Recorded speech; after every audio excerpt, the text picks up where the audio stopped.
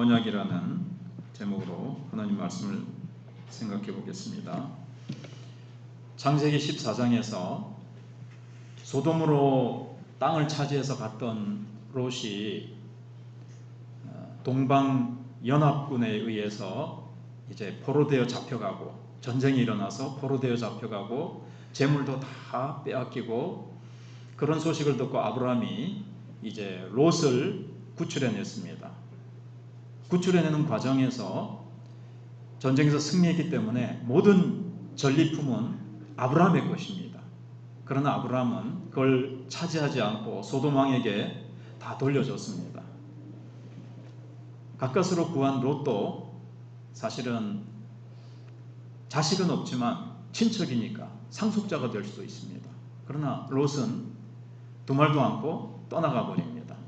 롯은 아브라함은 좀 허전하고 좀 허탈하고 장래에 대해서 좀 두렵기도 했습니다.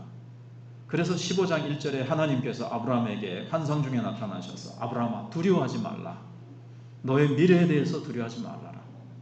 내가 너의 방패고 내가 너의 상급이다. 내가 너의 모든 공급자가 되어진다. 네가 탈취물 다 돌려주고 전리품 다 나를 의지하고 돌려줬지. 그리고 네가 지금 상속자가 없어서, 자식이 없어서 네가 막 나의 미래는 어떻게 될 것인가 두려워하고 있지, 염려하고 있지. 염려하지 말아라. 내가 너의 방패고 내가 너의 공급자가 된다. 주님이 이렇게 딱 말씀하셨습니다. 그러니까 아브라함이 어떻게 보면 볼멘 소리로, 하나님, 그래 자식도 땅도 약속하셨는데 내 나이가 이렇게 늙도록 자식도 안 주시고 땅도 한 평 안 주셨습니다. 뭐 이런 식으로 이제 하나님 앞에 얘기를 하는 거죠. 그때 하나님께서 먼저는 자녀에 대한 약속을 1절부터 6절까지 사이에서 하늘에 밖으로 끌고 나가서, 이게 이제 실제인지 환상 중에 밖으로 나간 건지는 모르지만 그건 중요하지 않고, 밖으로 데리고 나가서 저 하늘의 별을 봐라. 하늘의 별만큼 셀 수 없잖아요. 네 후손을 그렇게 주겠다 약속을 하십니다.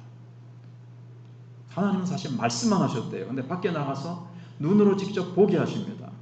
이제 조금 있다가 오늘도 나오는 말씀이 이제 그 하나님께서 짐승을, 재물을 반으로 쪼개고 통로를 만든 다음에 지나가시고 이런 이제 모습을 사실 시연을 하시거든요. 연출을 하시는데 이 시청각적으로 보게 하시는 거죠. 인간은 영으로만 만들어진 존재가 아니라 이 흙이라는 물질로도 만들어졌잖아요. 영과 육이 만들어졌기 때문에 시청각적으로 더 하나님께서 확증을 주시는 거예요. 그래서 자녀에 대한 문제를 지난주에 1절로 6절에 생각해 봤고, 오늘 7절부터 21절에는 뭘까요? 땅에 대한 약속을 주님이 주시는 거예요. 내가 너의 방패고 상급이라고 말씀하신 후에 하나님 약속하신 거 뭐 하나도 좀 못 받았는데요. 이러니까 자녀 이렇게 줄 것이다 약속하시고, 별을 통해서 보여주시고, 그 다음에 이제 7절에서 땅을 약속하십니다. 내가 너를 갈대아인의 우르에서 불러낸 이유가 뭔지 아느냐? 바로 이 땅을 너에게 주기 위해서 내가 너를 불렀단다. 이렇게 이제 하나님 말씀하시는 거예요. 그때 이제 아브라함이, 하나님 그 땅을 주신다는 것에 대해서 내가 어떻게 알 수 있습니까? 여기 이제 두 가지가 있어요. 아브라함이 믿음이 좀 부족해서 좀 더 확증을, 그 증거를 더 보여달라고 하는 그런 견해가 있고, 믿음이 없어서라기보다는 아브라함이 이를 믿었으니 그의 의로 여기셨더라 그랬기 때문에 너무 갈증이 나서, 너무 그 자녀와 땅에 대한 목마름으로 하나님 그걸 제가 어떻게 할 수 있습니까? 그래서 막 더 확증을 요구하는, 이렇게 이제 볼 수도 있다는 거죠. 거기에 대해서 8절에 아브라함이 그걸 어떻게 할 수 있느냐면 자신이 믿을 수 있도록 좀 도와달라고 얘기를 하죠. 그때 하나님께서 아무런 설명 없이 의식을, 행하시도록 하는데 9절 10절에 보시면 3년 된 짐승들을 데려다가 중간을 쪼개고 쪼갠 것을 마주 대하여 보고, 이게 좀 벌려놓는 거예요. 그래서 중간에 통로를 만들라고 하나님이 말씀을 하십니다. 짐승은 사실 이제 제물이 되는 거예요. 가져와서 쪼갠 순간 그 사체 덩어리 사이에 통로가 생기고, 이게 이제 뭘 하냐면 하나님이 맹세하신 것, 하나님이 약속하신 것에 대해서 비준식이라 그러죠. 내가 그거를 이제 비준한다. 비준식을 행하기 위해서 이제 준비를 시키시는 겁니다. 그러니까 하나님은 아브라함에게 오셔서 하나님의 언약을 먼저 말로 선포하세요. 12장에서 말로 선포하셨죠. 그리고 그 다음에는 시청각적으로 보여주십니다. 이게 오늘 하는 우리가 여러 번 그동안 했던 성찬식에 대한 시초입니다. 첫 번째 어떤 모형이라 그럴까요? 시초라고 할 수가 있어요. 그래서 하나님은 맹세하실 뿐만 아니라 말씀만 하실 뿐만 아니라 의식을 행하세요. 그래서 세례도 그냥 당신은 예수 그리스도를 믿어 하나님의 자녀가 됐습니다. 말만 해도 되는데 하나님께서는 물을 뿌리거나 침례교 같은 데서는 물에 푹 담갔다가 또 나오게 하죠. 이런 침례식을 거행하면서 시청각적으로 우리에게 더 거기에서 도장을 찍듯이 더 확실하게 주시는 거예요. 결혼을 할 때 결혼식만 할 수 있는데, 어제 결혼식에 또는 결혼식에 가보신 분들은 알겠지만 반지를 교환하죠. 반지 주고받지 않는다고 해서 결혼식이 성립이 안 되고 부부가 안 되는 겁니까? 그렇진 않지요. 그런데 한 번 더 표징을 서로 나누는 거예요. 그러니까 이게 반지와 비슷한 거예요. 반지를 보면서 만지면서 더 이제 여기에 대해서 결혼했구나. 그래서 더 그거 하듯이 이제 그런 성격이 있어요. 그래서 하나님께서는 말로도 약속하시고 그 약속을 반지를 서로 주고받듯이 지금 하나님께서 별을 보여주시고 그 다음에는 지금 이런 언약식을 이제 하시는 겁니다. 근데 이제 별을 보게 하시는 것보다는 오늘 이 짐승을 쪼개고 지나가는 게 더 이제 언약식이죠. 정말 진짜 메인 언약식. 근데 이제 11절에 솔개가 등장을 하는데 오늘 너무 자세히는 설명하면 길어지니까요. 아무튼 하나님의 언약을 방해하는 어떤 요소다, 세력이다, 그렇게 보시면 되겠습니다. 하나님이 아브라함에게 약속하신 언약이 이루어질 거 아니에요, 하나님께서. 근데 중간에 이걸 방해하는 세력이라고 생각하시면 되겠습니다. 하나님께서 이 언약식을 딱 하시고 나서 뭐라고 말씀을 하시는가 하면, 너의 자손들에게 이 땅을 주는데 그 전에 너희 후손이 이방의 객이 되어서 400년 동안 그들을 섬기게 될 것이다. 그리고 나서 너희들이 내가 그게 이제 애굽에 들어가는 거거든요. 출애굽 나중에 하는 거거든요. 하나님이 내가 다 애굽 사람들을 징치할 건데 그때 너희들이 400년 후에, 성경 다른 곳은 430년이라고 나온 데도 있어요. 400년 후에 너희들이 나오게 될 것이다. 나올 때 큰 재물을 가지고 나오게 될 것이다. 하나님이 그 말씀을 딱 하시는 거예요. 그러니까 두 가지가 들어있죠. 좋은 소식, 나쁜 소식. 좋은 소식은 이 땅을 준다. 어디서부터 어디까지 다 구체적인 영토의 그까지 말씀을 이제 하시죠. 그러고 나서 이제 좀 말씀이 왔다 갔다 합니다. 쫓아버리고 12절에서는 해가 지자 이제 그 준비를 다 해놓고 동물 사체를 딱 재물을 갖다가 반으로 쪼개가지고 벌려놓고 기다리고 있는데 저녁이 되자 아브라함이 깊은 잠에 빠집니다.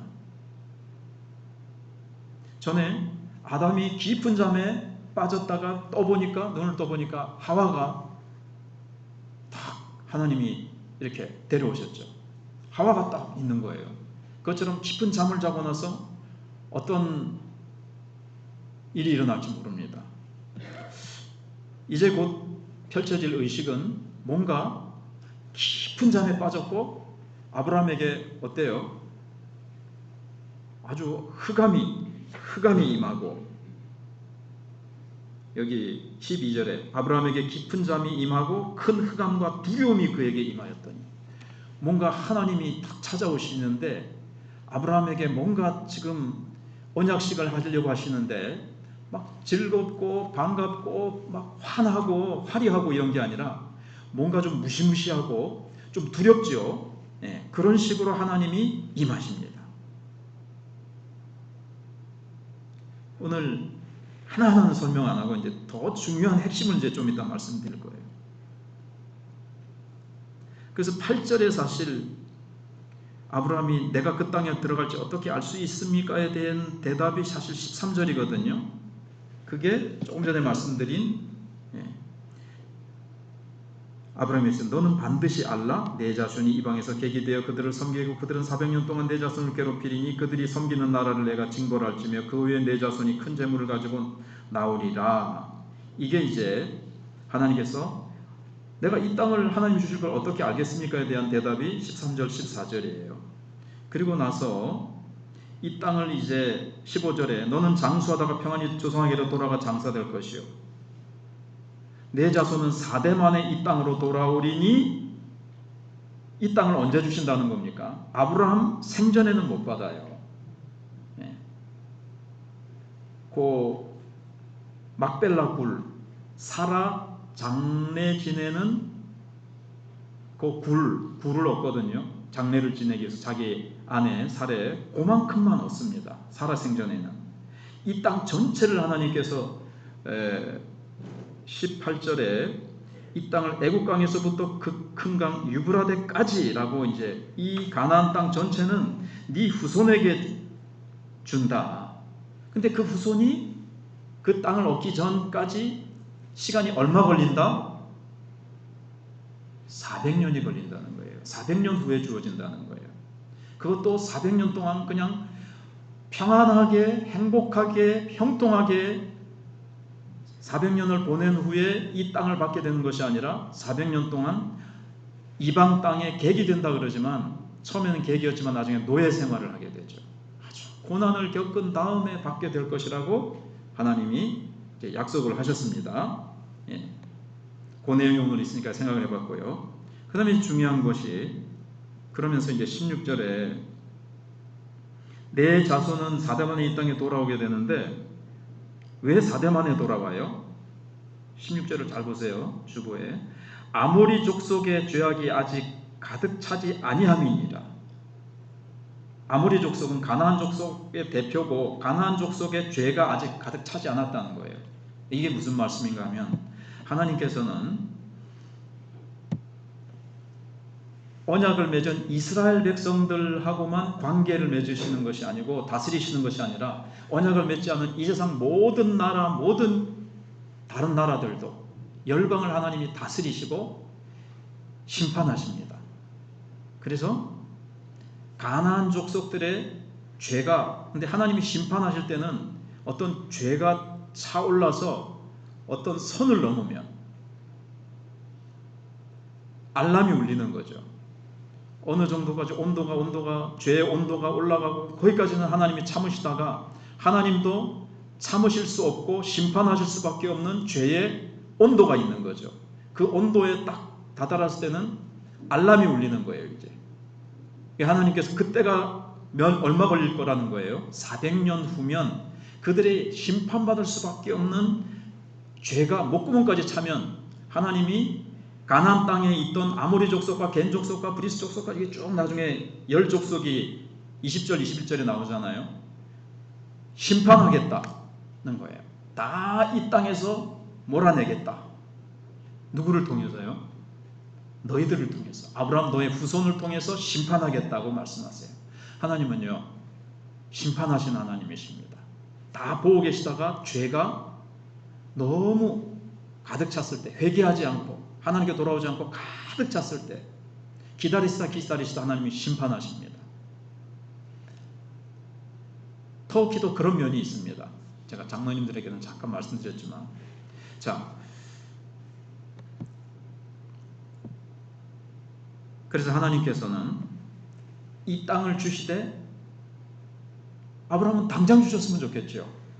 그렇지만 하나님께서는 하나님의 계획과 하나님의 심판과 하나님의 역사를 돌리심과 또 그 주실 때가 있는 거예요. 아브라함은 그 400년이 흘렀을 때 그의 후손들이 이제 받게 되는 겁니다. 하나님도 당장 주시고 싶은 마음이 계셨을지 몰랐어요. 사람이라면. 근데 하나님은 400년을 기다리십니다. 이 땅을 후손들에게 주시기 전에 기다리세요. 가나안 땅 백성들이 행여나 회개하고 좀 달라질까. 그리고 그 심판할 때까지 하나님께서 이제 기다리시는 거예요. 자, 이제 진짜 그 핵심은 뭐냐면요. 오늘 정말 이 성찬식과 관련해서 깨달아야 될 내용은 자, 언약식입니다. 아브라함에게 준비하게 하신 이 동물들을 잡아서 이 제물들을 반으로 쪼개고 벌려놓고 통로를 지나가는 요게 뭘 뜻하느냐? 성찬식과 이제 관련이 있는 거예요. 최초의 성찬식이라 그랬잖아요. 성찬식의 시초라 그랬는데 그 당시에 그 근동 지방이라 그러거든요.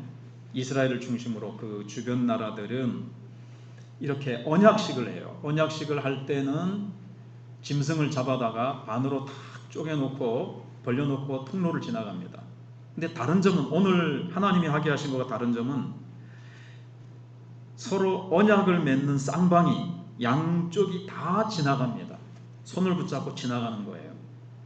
어떤 약속을 하면서 1항, 2항, 3항 다 이렇게 하면 어떻게 한다, 이렇게 하면 어떻게 한다. 그러면서 이거를 어길 시에는 여기 짐승을 쪼개인 것처럼 그 어긴 사람은 몸은 쪼개질 것이다. 잘라질 것이다. 이런 뜻이에요. 원래 언약이라는 단어가 자르다라는 뜻을 가지고 있어요. 그래서 나중에 17장에 가서 하나님께서 할례 언약을 하실 때도 남자의 포피를 자르죠. 언약은 자른다는 뜻을 가지고 있거든요. 그래서 이제 둘이 손을 잡고 지나가는데 벌써 막 피도 막 흥건히 흐르겠죠. 이 언약을 어길 시에는 몸이 쪼개어지고 피가 나고 정말 이 무서운 이런 비참한 결과를 가져올 것이다. 내가 이걸 어기면 내 몸이 쪼개져도 좋다. 이게 서로 그렇게 이제 언약을 하는 거예요. 근데 오늘 말씀해 보시면 언약의 당사자는 누굴까요? 대상은 하나님과 아브라함입니다. 그런데 원칙적으로 그 당시 하던 방식을 따르면 하나님과 아브라함이 두 당사자가 다 이 통로를 지나가야 됩니다. 그런데 오늘 본문 읽어보시면 아브라함은 지나가지 않습니다. 하나님이 지나가시는데 하나님은 안 영이시기 때문에 육체가 없어요. 하나님이 지나가시는 것을 어떻게 보여주시는가 하면 17절에 해가 져서 어두울 때 연기나는 화로가 보이며 타는 횃불이 쪼갠 고기 사이로 지나더라 그랬습니다. 자, 꿈속인 거 이렇게 그런 생각하지 말고 연기나는 화로, 요거는요 풀무라고 보시든지 더 크게 보시면 용광로라고 보시면 돼요. 불이 막 타고 있는 커다란 풀무 또는 용광로가 있어요. 이건 이제 하나님입니다. 이 불은 하나님을 상징하잖아요. 그런데 거기서 횃불이 또 나왔어요. 타는 횃불이 나왔어요. 횃불이. 이거는 이렇게 한번 보세요. 예수 그리스도 하나님이시죠. 하나님의 본체 속에서 하나님이 계신데 거기서 예수 그리스도가 횃불로 나오셔가지고 하나님만 통로를 지나가셨습니다. 그럼 이게 무슨 뜻일까요? 이 언약이 깨질 경우, 이 언약이 어기면 누구의 몸이 쪼개지게 되겠다는 거예요? 하나님의 몸이 쪼개지겠다는 거예요. 그만큼 하나님은 나는 이 언약을 반드시 지키겠다. 아브라함 너에게 한 언약을, 너에게 한 축복의 언약을 자손을 줄 것이고 큰 민족을 이룰 것이고 너의 이름을 창대케 할 것이고 이 땅을 너에게 다 줄 것이다. 이 언약을 내가 어길 시에는 내 몸이 쪼개질 것이다. 내 몸을 쪼갤 것이다. 빨리 결론부터 내기면 하나님은 몸이 없는데, 그래서 예수 그리스도가 사람 되어 오셔서, 사실 언약은 누가 어겼죠? 언약을 어기면 하나님이 어길 리는 없죠. 하나님은 만약에 내가 어기면 내 몸이 쪼개지겠다 하신 말씀은 나를 믿어도 좋다. 나는 절대로 어길 수가 없다. 그렇죠. 하나님은 전능하신 하나님인데 하나님은 변함이 없으시고 변개치 아니하시고 언약을 능히 이루실 수 있는 능력이 있으세요. 언약을 능히 지키시는 신실하신 하나님이세요. 문제는 아브라함과 그의 후손들인 우리들입니다. 우리가 어떻죠? 아브라함도 그렇고 연약해서 언약을 깨고 언약대로 살지 못해서 언약을 지키지 못해요. 그러면 언약을 지키지 못한 누가 죽어야 됩니까? 아브라함이 죽어야 되고 아브라함의 후손들이 몸이 쪼개져야 되는데, 하나님은 아브라함을 지나지 않게 하셨다는 것은 만약에 아브라함과 그의 후손들이 언약을 어길지라도 그 언약을 어긴 쪼개어지는 죄값을 누가 담당했어요?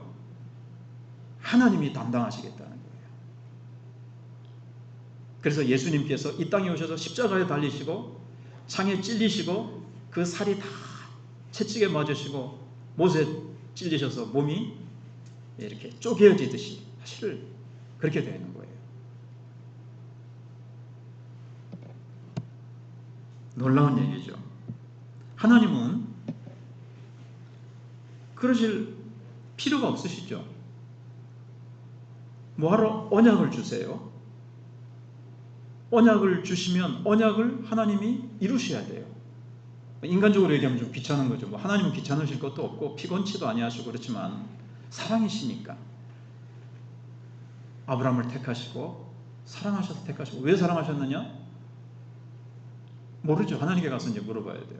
그가 믿음이 좋아서도 실력이 좋아서도 수준이 좋아서도 예쁠 만한 것이 있어서가 아니라 하나님께서 무조건 택하셨어요. 그게 바로 우리를 다 상징하는 거예요. 아브라함이 믿음의 조상, 우리도 하나님이 무조건 택하셨어요. 창세전에. 그리고 우리에게 예수 그리스도를 통해서 언약을 주세요. 그리고 그러니까 언약을 주시는 순간 하나님은 언약에 매이시는 거예요. 그리고 이 언약식까지 하세요. 언약식 안 하면 예수님이 몸이 쪼개어지고 이 땅에 사람 되어 오시고 십자가에 죽으시는 고통을 안 당하셔도 되는데, 우리를 사랑하셔서 우리가 그 언약을 지키지 못한단 말이에요. 그러면 언약을 지키지 못한 우리가 죄값으로 죽어야 되는데, 그 죄값도 예수님이 하나님이 담당하시겠대요. 언약을 주신 하나님은 일방적으로 언약을 주십니다. 예. 그리고 하나님이 이 언약을 자기 편에서 일방적으로 또 이루세요. 내가 내 죄 때문에 죄값을 치러야 되는데 예수님이 십자가 위에서, 우리가 지은 죄는 뭐 내 죄가 뭐가 얼마 어때서 벌금 좀 내고 감옥살이 몇 년 하면 되는 게 아닙니다. 하나님 앞에서 내가 쪼개어지고 내가 영원히 형벌받아야 되는 이 죄의 값에 대해서 예수님이 다 담당해 놓으셨다는 거예요.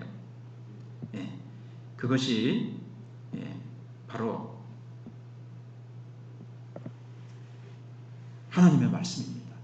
하나님의 이 언약식이 담고 있는 그것입니다. 조금 후에 이제 그걸 할 때, 성찬식을 할 때, 그동안 제가 빵을 찢으면서 예수님께서 이와 같이 우리를 위하여 몸을 찢어 주셨습니다 하잖아요. 그게 바로 오늘 짐승을 쪼개라, 내가 쪼개져야 되는데 예수님이 대신 쪼개지시는 것.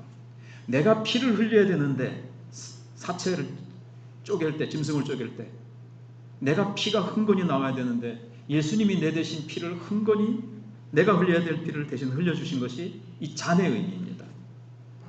우리가 빵을 받아 먹을 때 나 대신 찢기신 예수님의 몸이구나, 이걸 생각하시면서 하시면 되겠습니다. 자, 기도드리겠습니다. 하나님 아버지, 오늘도 다시 한번 하나님의 아들 예수님의 십자가 사건에 대해 들었습니다.